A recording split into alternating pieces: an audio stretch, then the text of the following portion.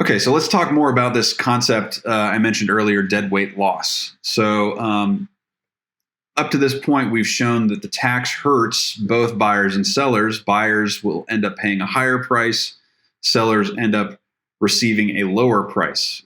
So was there anything that we maybe missed and didn't think about? Well, the thing that we kind of skipped over was the fact that there's this reduction in economic activity caused by the tax, right? Let me go back real quick here to our picture. It doesn't really matter either one. Let's look at this one, right? The tax effectively reduced the quantity sold from 1,000 to 750. So the market is now exchanging 250 fewer gallons of milk. Now, these 250 gallons of milk that are no longer being exchanged since they're no longer being exchanged, there's no opportunity to gain from their trade, right? And so, in other words, since these 250 gallons are no longer being sold and purchased, there's no benefit derived from them, either from the selling perspective or from the buying perspective. So there's a loss. There's a small loss of well, it's not necessarily small. There's a loss of consumer surplus, and there's also a loss of producer surplus. And this loss is what we call deadweight loss. And it comes from a decrease in economic activity, going from 1,000 gallons of milk down to 750. And graphically, it's represented as this triangle, right? Before the tax, the gold or yellow triangle here was part of total surplus. But now it no longer is, because those units, those last 250 units, are no longer being traded in this market when the tax is in place. And so that's just a loss of surplus, of total surplus that kind of just goes into a vacuum, a void of space. It's dead weight. And so that's what deadweight loss is. So a good question to follow up our introduction to taxes here is to think about how what we learned in the last chapter, how elasticity plays a role in tax incidence and deadweight loss. So a good question for us to think about is, how does tax incidence and deadweight loss change when the elasticity of demand changes? So when demand is inelastic, or conversely elastic, let's start with inelastic. When demand is inelastic, quantity demanded is relatively unresponsive to a price change. Whereas when demand is elastic, quantity demanded is relatively responsive to a price change. And so, as it turns out, the more inelastic demand is, the greater the burden will be on consumers. And you can really think about this in terms of flexibility, right? Again, think about elasticity in terms of flexibility. If consumers are not able to be flexible, they're going to be hurt more by a tax than if they're able to be more flexible, okay? So the burden is bigger. Now, as it turns out, the deadweight loss is actually smaller when demand is inelastic. It's easier to see this in the graph. So let's go to that. All right, so here we go. We've got the total extreme end of the spectrum in terms of elasticity for price elasticity of demand, right? We've got a vertical demand curve, straight up and down, so it's perfectly inelastic. There's no response in terms of quantity demanded to a price change. Okay, so on the left-hand side, we have the market without any tax. It's in equilibrium. As it turns out, consumer surplus is infinite, and producer surplus is that pink triangle there at the bottom. And the market's efficient. Great. No deadweight loss. Now we look on the right side where we introduce a tax. Something interesting happens. Now here we're basically graphically representing it as if the tax is levied on sellers, and so it reduces the supply curve. It shifts it up by the amount of the tax. now this is kind of an interesting case, a little bit hard to think about because consumer surplus is still infinite, but it decreased, right? A chunk of consumer surplus is now tax revenue. Oh, and by the way, I didn't really cover this. Oh, there's my cat. Hey, Soph. We didn't really talk about this yet, but let me go back real quick here. So the rectangle here that's to the left of the deadweight loss, that is tax revenue, right?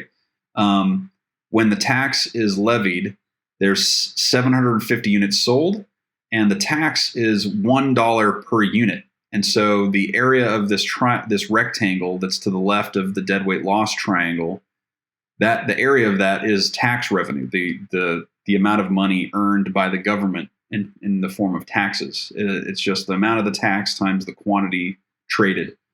Okay, so that's what we're seeing here in that green rectangle. It's the amount of the tax, which is the difference between P1 and P2, and then multiplying that by Q1, which is the amount traded.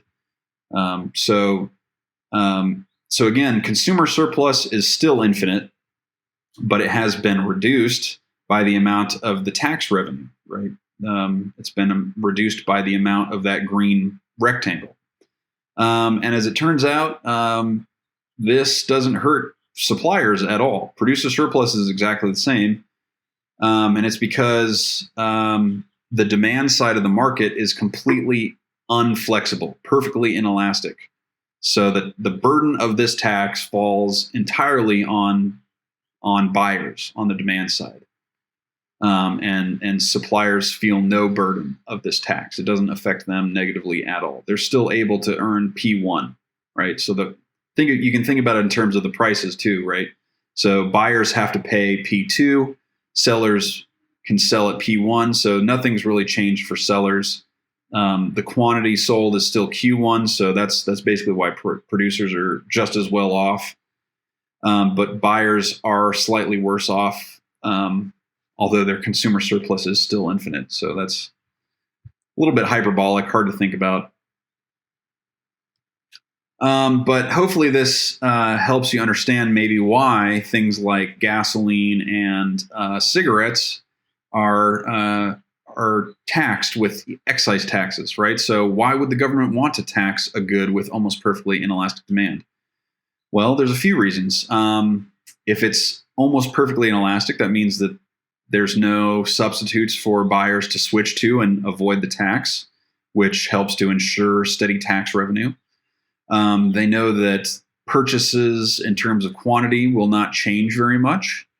And there's also little or no deadweight loss. So even though in this case there's a tax, since demand is perfectly inelastic, there's actually no deadweight loss. So we still have market efficiency, actually. There's no deadweight loss. The gains from trade are still fully realized. It's just that a portion of them are now being transferred to the government. So that's nice. There's no deadweight loss. So what would the government rather tax, Brussels sprouts or cigarettes? Well, hopefully you know the answer, right? Cigarettes. All right, so let's look at a situation where we have relatively elastic demand. So instead of perfectly inelastic, we have a relatively elastic demand. Same thing, we have a tax now. So in this case, we will end up having a deadweight loss. And in addition to that, there is a reduction in the quantity transacted, so a reduction from Q1 to Q2. So and that's where the deadweight loss is coming from. It's coming from that reduction in economic activity.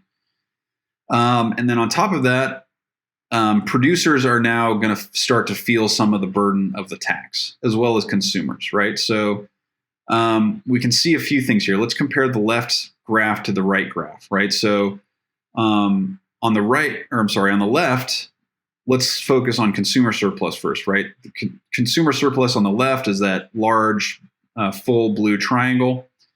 And then we look at that same triangle on the right-hand side graph, and we see that basically consumers lost some of their surplus to two things.